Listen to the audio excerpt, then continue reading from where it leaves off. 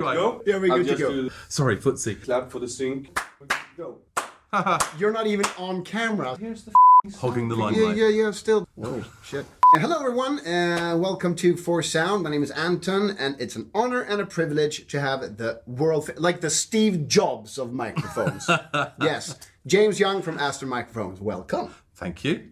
Do you like the comparison to the Steve Jobs of microphones? Well, no, he's dead. I know, but have you... I'm not saying, but I'm talking about that you have, I mean, just in 2 years, He hasn't got a beard. basically... He hasn't got a fabulous beard either. He doesn't. No, but you have basically revolutionized the industry in just 2 years. Thank you. It's really amazing. Yeah. Like, briefly, how did it all begin? It began. I mean, I didn't just come into the microphone industry. I had 12 years of experience of building microphones with another brand before that, and I had a parting of ways with that brand back in 2014, and then that gave me the opportunity to start Aston, and all the experience that I'd had developing those products and doing the marketing and the distribution, the channel for those things led me on to do Aston. And one of the big fortunate things that we had right at the beginning was because we were in quite a difficult place at that time financially, having just parted company unexpectedly Yeah. with 12 years of my past. We actually had an outpouring of support from the industry, myself, my business partners, of, hey, you guys have been great building these microphones for so long. Go and do it again. Get back on your feet. If there's anything we can do to help you, we will. And so we actually, that's how the Aston 33 panel came about, the development panel for the process of the sound development for all of the products. These people basically, if somebody, if you're having a hard time with something and your friend says, you can come and sleep on the sofa if you want. You never take them up on that offer. No. But in this case, we did.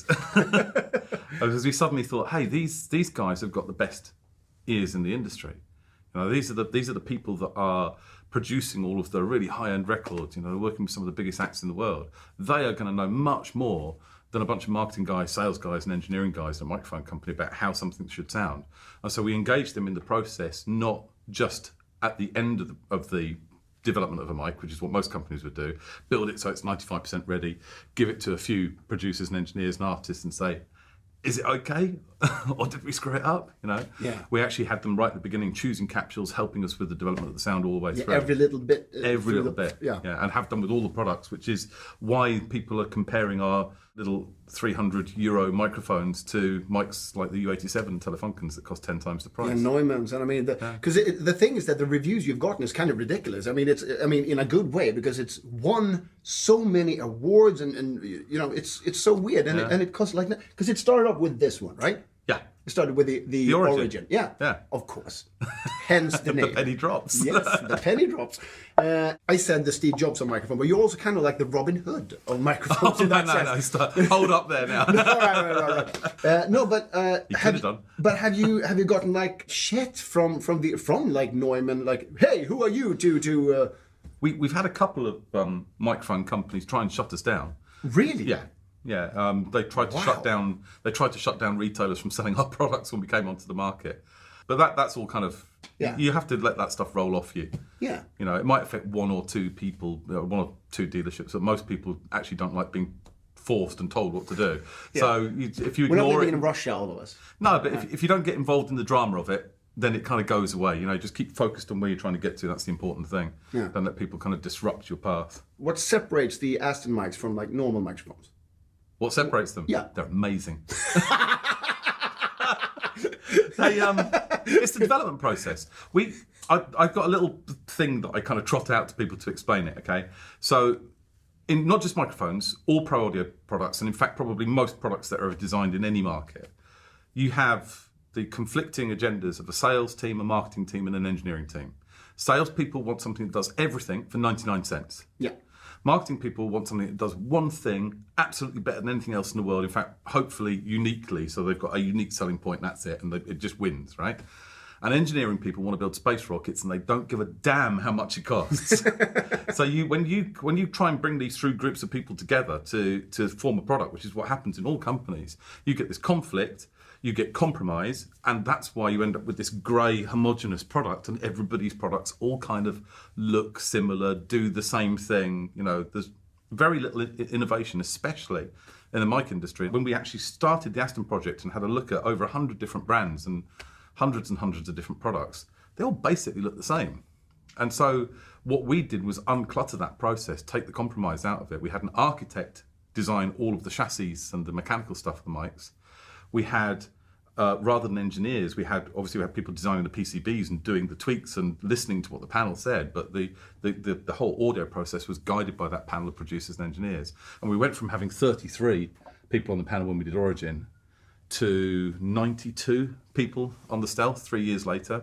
And the next product we do is going to have considerably more than that, I think. But that's for another time. So what's the next product? I can't tell you. There you go with the Steve Jobs thing again. You have like 3 additional iPhones, but you release one. No. This is not going to replace what we've got coming next. Isn't going to replace anything we're doing. That's all I'll say. We're in this beautiful position at the moment where we can do that. Yeah. You know, because we haven't got this 20 years of established products, we don't have to worry about screwing up our own market when we bring out a new product yet. So we can kind of do stuff and go, well, we don't have a mic that does that, so we can just get on and do it. Anyway, enough about that. I'm going to start. Maybe. Yeah. Can we get him a pint and maybe a small, so he can like loosen his tongue a little bit? No? All right. Apparently we're not allowed to drink on the job. All right. Well, here's the products that are out now. We have the starter, the Origin, and then the Spirit that came basically kind of soon after, didn't it? They were almost simultaneous. We developed the Origin first. Spirit came along kind of almost concurrently, and then we started shipping them, I think, January, February 2015? No, 2016. Right. I forget. God, yeah. And what differs these mics? Like, what's the difference? The Origin and Spirit? Yeah. They're completely different to each other. The Origin, they look the same. They've got the same form, but they have a different capsule. They have different innards. The Spirit, the obvious stuff is the Spirit is multi-poly pattern, but it's got a transformer in it as well. So it just, and then the PCB is designed completely differently. So I don't believe in, well, I mean, obviously, as I was going to say, I don't believe in mics all sounding the same, but of course that does happen. It's not a fairy tale. But I don't believe that I want our company to go in that direction of this is the mini-me mic and this is the middle one, this is the top one, and they've all got the same kind of sound and feel. We want mics that have got different flavors. You know, the way that Pro Studio, as you guys know, the way that Pro Studios use this stuff. I have no clue about anything, no. I'm still struggling with what the hell is a PCB. Seriously. Printed circuit board. Thank you. Sorry, I forget sometimes. I forgot what we were talking about. The thing is that when you explained what PCB was, it didn't really help. You just a printed circuit board. Printed circuit was the green thing with the chips on it. There you go. No, now I get it. They're different. Still don't know what it is. Oh, that's what I was saying. Sorry, that's what I was saying. So we want mics that have got different flavors. If you're in a recording studio, you go into a big recording studio, they don't have 100 U87s. No. They have lots and lots of different microphones because they want to throw stuff at different, applications and see how they sound. So when we're building new microphones, part of the brief is that we have to do something different this time. We can't just make it sound like that one and change the features and put a new shell on it, which is what a lot of manufacturers do. Yeah. This one, I googled it a little bit. It has laser targeting. It does have laser targeting. You can actually stick this to a gun, basically. Like most of our, yeah. Well, you're not done. The Starlight actually was, like a number of our products, came about as a result of a very drunk night in a bar in New York. Brilliant. Actually, it was an Italian restaurant, but we were very drunk nonetheless. And we were tomato fusilli, doesn't matter. We were talking about pencil microphones. We'd done these two, and then we knew that the next mic we had to do was the obvious one is we've got to do a pencil mic. And then you kind of think about a pencil mic and go, okay, so we've made these really funky mics. Everybody's loving them. They look really different. They perform really differently. Pencil mics are just basically a capsule in the end of a tube. And what can we do with that? There's nothing interesting that we can do with it. So we had more and more to drink. And we came up with more and more outlandish ideas until I remembered a conversation that I had with Paul White from Sound on Sound years ago, like before we even started doing Aston. And he said, what would be really cool would be if you could get, microphones with lasers on them. So you could point them and, identify exactly where on the instrument. Yeah, it's a great idea. And that idea suddenly popped up to the surface. So thank you, Paul. That idea popped up to the surface again. And we went, yeah, that's brilliant. So I've still got the napkin. We should post it really online. Yeah. We had pistol grip, shock mounts and stuff. We went the whole hog. Obviously, we didn't do that in the end because it was a bit politically incorrect. Yeah. But it was a great idea and people love it. But are these, because a pencil mic is a shotgun mic basically, or is that two different? No, types two of different things? things. Yeah, Two really? different- yeah. Pencil mic is like a small diaphragm end fire microphone. Okay. Shotgun microphones are end fire, but they're specifically for capturing long distance stuff, whereas this is not. This has to be closer, you mean? Well, you can use it as a room microphone. Yeah. But it's not for capturing, shotgun microphones are usually for OB work, or if you're trying to track somebody and you want to filter out all of the stuff around them. Okay. So they're very directional, different kind of thing. But these must be directional as well. No, they're cardioid pattern. So they're kind of like, they've got a spread pattern on like that rather than like that. I'm learning. Yeah. Love it. And then the most recent now is the Stealth. Yes. And I'm kind of torn here because the thing is that when I watched a lot of interviews with you, what happened, by the way? Oh, you're so cute. The thing is that when I saw the first interviews, when you just started out with these microphones, you had like a blazer on and like a nice hairdo and stuff. What happened, man? I got old. I thought I realised I didn't have to pretend. Did you change stylist? No. I think no. Shut up. I prefer this look, to be honest. No, but seriously, then you said when you developed these ones that no, we're not going to use any colors, and chemicals and stuff like that. We just tumble these and stuff. Yeah. And now the Stealth is black. I'm just saying. Well, we had to go in this direction. Okay, that's a valid question. Thank My you. dress sense really has got nothing to do with the microphones. I Thank might God. edit that out. Thank God. You don't have to. It doesn't worry me. But so no, the reason that we went black with the Stealth is because, and the name indeed, is because we wanted a microphone that went into a wider range of markets. So these are, well, here's the funny thing. These three were set up to be studio microphones. Right. And what has transpired is another really happy coincidence. We've had a lot of happy coincidences with this brand, stuff that we didn't plan to happen. In amongst the stuff we did, and that is that they're being picked up massively in the live market. So most of the major artists that we're working with that are using these in the studio, and there are a lot of them, Name drop, please. Oh, well, everybody People from... love that. Oh, well, Escapes to Fate and Coldplay and Stevie Wonder and, there's lots of people. Gary Barlow, all different musical genres. Royal Shakespeare Company, it's a lot of different people out there. Anyway, but they're being used extensively live. Now, with a couple of notable exceptions like the 414, there are very few condenser microphones that could be considered products that were built for the studio that also are used extensively live. There are some, but not many, whereas all of our mics do. And I don't know what it is, but and it genuinely was an accident, but people are going, these just work really well on stage. They shouldn't do because they're condensers, but they do. So that's great. But we needed to widen our market, and especially when we decided we were going to do a large format dynamic microphone, the market naturally is wider anyway. It's specifically to use as well in the studio as in live, but also for broadcast, voiceover, podcasting, gaming, streaming. Just, we wanted something that was really versatile. Now, when you start putting microphones onto film sets or on stage, you don't necessarily want them to be seen. So live quite often demands having black microphones. And that's why we did that. But we're going to do a separate video about this because it's really new and it has actually 4 different sounds on it. It does. Like, for instance, what would you prefer to use these mics to? I mean, obviously... Applications now. Applications now. Yeah, I know. I struggle with this. People always want to know that, obviously, especially people that don't have experience in recording. What mic should I use for this? Well, whichever mic sounds best. I know that's a really glib answer. And unless but it's true, though. Yeah, the trouble is that a lot of people don't have the budget to buy 5 or 6 mics and decide that, so that's why they want the answer. So if you have to buy one microphone, then I would always get the one that is the most versatile. But the difficulty you've got is this is a large format dynamic and this is a condenser. And I would also recommend that you've always got both of those. So if you're going to get one microphone, I'd probably go for a Spirit. Simply because it gives you more versatility. But if you can't, if you are trying to step up your game, you haven't used condensers before, and you just want one mic that will do everything, that's what Stealth is. So that would be, the first mic that I would get if you don't have anything. But I would always recommend that people get condenser microphones. And because they sound different, the nice thing about these is that you could buy the whole set of these for less than €1,000, which is half the price of the mics they're competing with. Yeah, exactly. So, half the price of one microphone. Yeah, so that's where I would go with it.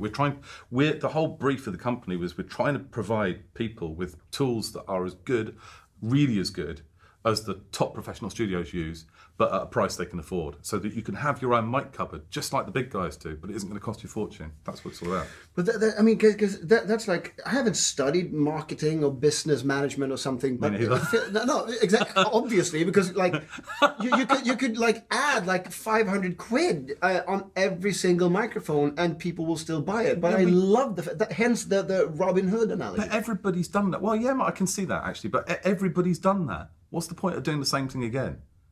But speaking of doing the same thing again, what's the next step in microphones? Do you think, because you actually changed the way of thinking with the capsule inside, and this, I've seen videos when you actually smack this, and we're not going to do that. If you want to see James smack this around, there's tons of videos. We're not going to do that. It just hurts my soul. I enjoy doing that. Well, go ahead then. What, this? Yeah, right. I might break your table though. Yeah, it's like, oh God. Oh, God.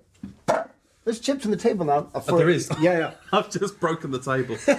I'll put this back again while you're talking. Yes, that's the thing with the chassis. It's Done. all bent out of shape, and then you just bend it back, and it's fine. And also, with because the capsule inside, you don't even need a shock mount, right? No. So, well, the capsule, obviously, all mics have got the capsule inside, otherwise Yeah. it'd be... Oh, yeah. No, but No, but we have the internal shock mounting. Yeah, absolutely, on all of them. So I mean, you've got direct to stand mount. You don't need a shock mount with it. You don't need a pop filter. We do all of that stuff as well. We build the shock and pop set because people like having them. I mean, people like having the accessories. They look good. They do, they will, in certain situations, help you out as well. I mean, It means you can angle the mic into different spaces, and some people have particularly plosive vocal styles, so then they would need an additional pop filter. Some people are jumping while they're singing. Yeah, but not. but if they're jumping up and down on the floorboards and kicking the sound, that's gonna be picked up by the mic anyway, regardless of a shock mount. Right. This is what. No, but I've heard people say this. That's why you need a shock mount, because Well, just don't stamp on the floor. Yeah, you're gonna be able to hear your foot stamping. Yeah, anyway. whether or not it comes through the stand. Yeah. Yeah. But what's the next step like in microphone development? I mean, have you reached the end? It's like No. now it's perfected. No. Or is it? No. You've never. Are you there never still perfect. challenges? Of course, yeah. Well, okay. In the lower end of the market, obviously there are mics that we still haven't built. Everybody's screaming at us to do a rhythm microphone. People want a tube microphone, etc. So those things will get done without giving too much away, and I'm not really. But where my head is at is, okay, without putting too fine a point on it, we're kind of conquering the low end of the market. By bringing out high-end products at low-end prices. I mean, it's the equivalent of being able to buy a Bentley for the price of a Ford Escort or something. It really is. So our next goal, once we've finished doing what we're doing in this bit of the market, is to bring out stuff that nobody's ever even imagined yet, and that's already in development. It's been in development ever since we started the brand, but it's taking a long time. But we're working with materials and concepts that are not even a thought process for people in this industry at the moment, and these products will be on the market within 2 years, and when they come out, it's just gonna wipe the floor with everything. So I'm quite excited about that. It's our Bugatti Veyron. We've got a couple of products that will be like the Bugatti Veyron, basically. When we bring it out, That's a car. yeah, I make a lot of car analogies. Sorry, that's it's an interesting industry to follow, actually. And it's going to be exciting. In 2 years' time, we're going to sit here again. Probably. I hope so. Probably. James, thank you so much for coming. And for you guys that want to check out this new stealth microphone, there's another video. And there's probably a link somewhere here. I don't do that, but there's probably a link somewhere. You just point. Just point in every direction. Thanks, James. Cheers, man. Thank you.